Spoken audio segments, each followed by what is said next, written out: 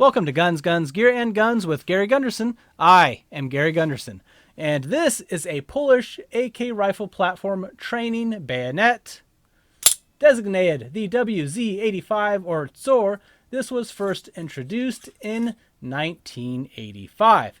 As you may be able to tell, the tip is rubberized and retracts into the body of the bayonet.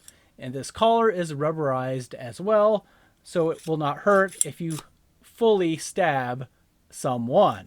This is really only good for stabbing, as slashing may damage the retractability by bending this metal piece here, and it may actually injure someone if you are using it seriously in practice against a person and not a dummy.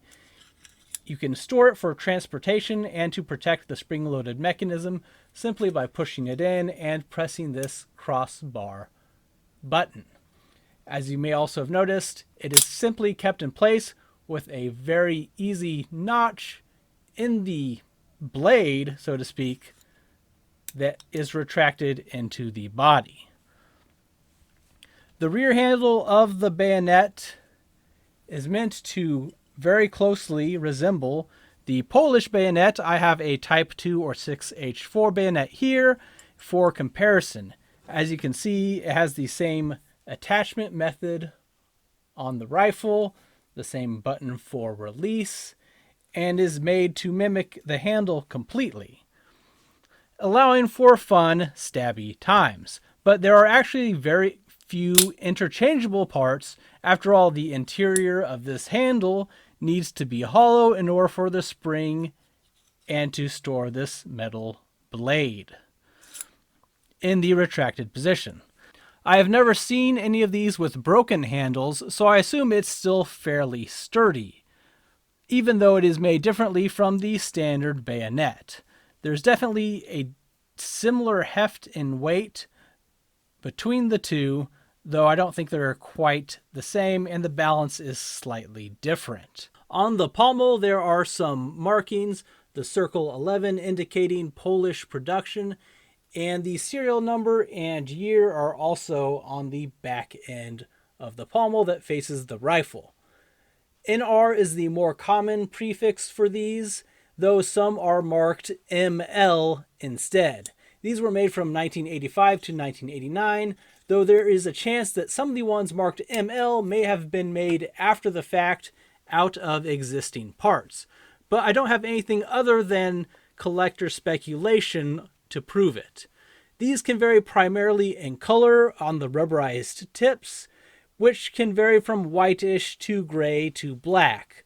The handles can also have a variety of shades of this bakelite looking material, but are similar to the Polish bayonets themselves.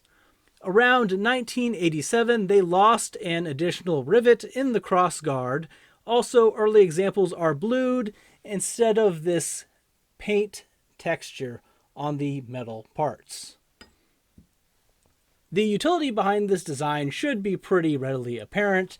It can attach to a standard AK bayonet lug and be used for training against other soldiers instead of a static target. Obviously, this rubber is 35 years old at this point, so I won't go too crazy on it.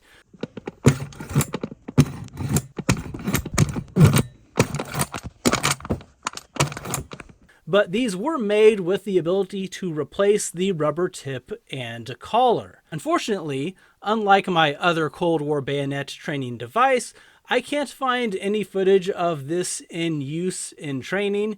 You can use it for stabbing off the rifle, as well as you can using it while mounted on the rifle. It definitely is an interesting piece of Cold War history and a distinct bayonet variant that sticks out in a collection. They are also something that keeps escalating in price.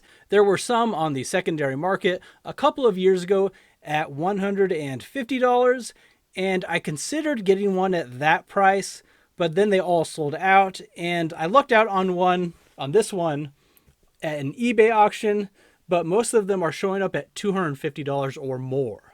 So if you find one at $150 or less, I'd pick it up if you have a passing interest. Let me know what you think of these, and if you've ever seen one of these at a gun show or military show.